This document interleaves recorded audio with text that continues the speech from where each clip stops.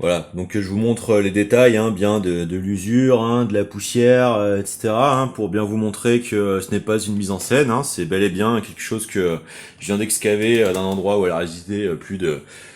franchement, plusieurs dizaines d'années, comme je vous le dis, hein.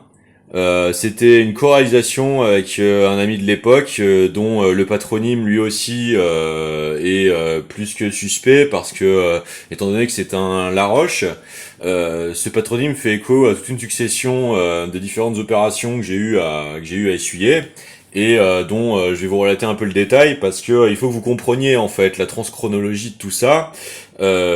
Puisque si je ne vous le prouve pas, en fait, forcément, c'est moi qui passerai pour un délirant, un fou. Bon, vous voyez bien que quand on s'intéressait au graffiti à l'époque, le blaze, comme on dit, que j'avais choisi, est celui du patronyme de celui qui a été artificiellement, à mon avis, imposé à la tête de l'État chilien actuellement, dernièrement, et dont, encore une fois, les éléments qu'il compose démontrent en fait la véritable nature, à mon avis, de ce qui se passe. C'est-à-dire que il se passe en fait dans le dos des populations civiles depuis des décennies la survention en fait des développements technologiques susceptibles de pouvoir simuler totalement leur destinalité par leur entourage furtif et furtivisé, appuyé sur une capacité d'organisation à minima de véhiculation de l'information transtemporelle qui permet une telle coordination et dont il est à mon avis tenté d'être employé les capacités logistiques pour imposer et ou simuler la survention de messianisme complètement contrôlé en simulant des parcours de vie totalement manipulatoires. Ce dont je pense, je me suis réveillé en cours de route et en fait vous permet de réaliser la teneur véritable des événements derrière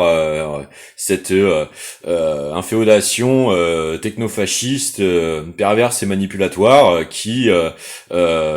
essaye tout simplement de réduire la vie d'autrui à une stricte instrumentalité non consentie. Euh,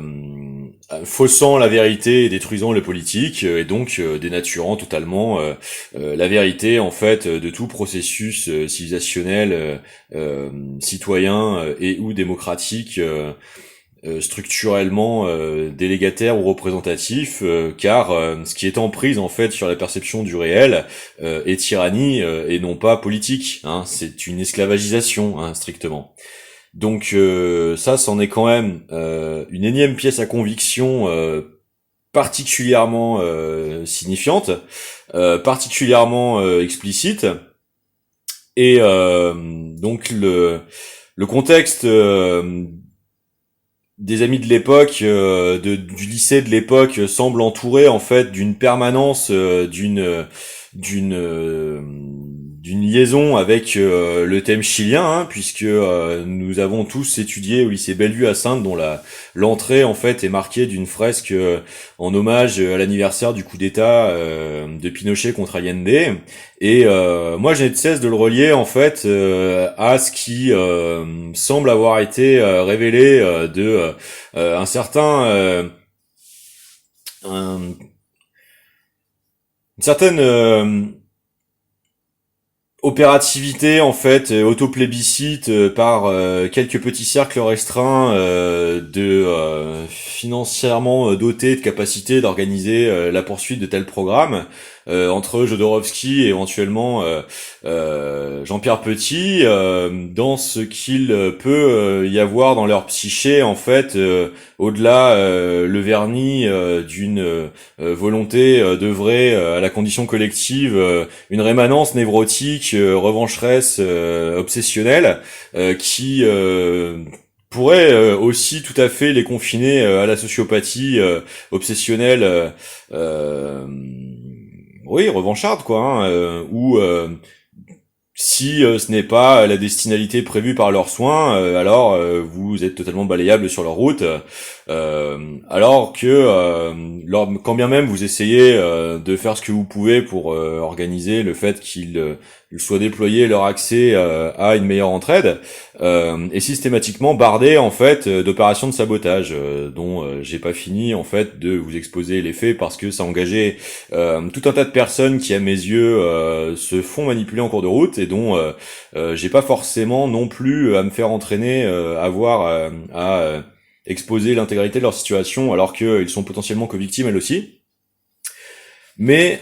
ici, donc, on reste sur le même tropisme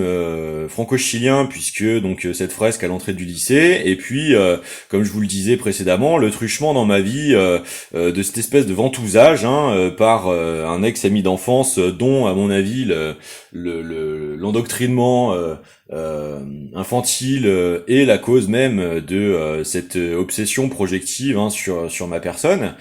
puisque je trouve des artefacts censés faire évocation éventuellement ces services en Amérique latine positionnés comme une photo positionnée dans l'escalier du domicile de ma grand-mère dans lequel ma mère réside actuellement, dont elle a hérité et dont en ce moment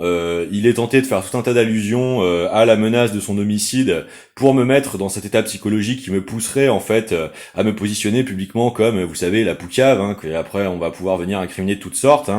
le traître anti-révolutionnaire à la cause, etc. Alors que tout ça n'est que manœuvre, parce que dans le documentaire en fait sur la tentative de financement du premier film Dune de Jodorowsky, sorti récemment par Arte, si vous êtes attentif, vous pouvez voir à un moment que lorsqu'il essaie de constituer sa Dream Team pour monter le film, quand il va démarcher les co-scénaristes, il emploie bel et bien comme il le dit lui-même, une variété très spéciale de marijuana, dont il décrit lui-même faire une manœuvre un peu à la belle verte, un espèce de choc psychologique dont on ne sait pas trop la véritable nature, mais qui pourrait tout à fait s'avérer être une combinatoire en fait de sédation et de déclencheur de quelque nature que ce soit une manœuvre de manipulation psychocomportementale et ou technologiquement plus sophistiquée, n'excluons aucune piste, puisque vous savez, cette région du monde a quand même servi pendant très longtemps d'exfiltration privilégiée des niveaux précédents avancés de technologie. Les nazis n'ont pas tant perdu la guerre que ça. Alan Marshart, ancien ministre d'économie du Troisième Reich, avait quand même eu le temps de développer la Banque internationale des règlements et le système Octagone avait commencé à exfiltrer nombre des trésors du Troisième Reich pour constituer les fortunes financières à l'extérieur qui donneront par exemple l'essor d'IBM et le fameux procès ensuite des banques du diable. Et donc toute cette région du monde peut tout à fait avoir abrité le développement de Black Program. On sait que nombre de communautés ont été démantelées, montées par d'anciens nazis. C'est là-bas que Eichmann a fini par être traqué.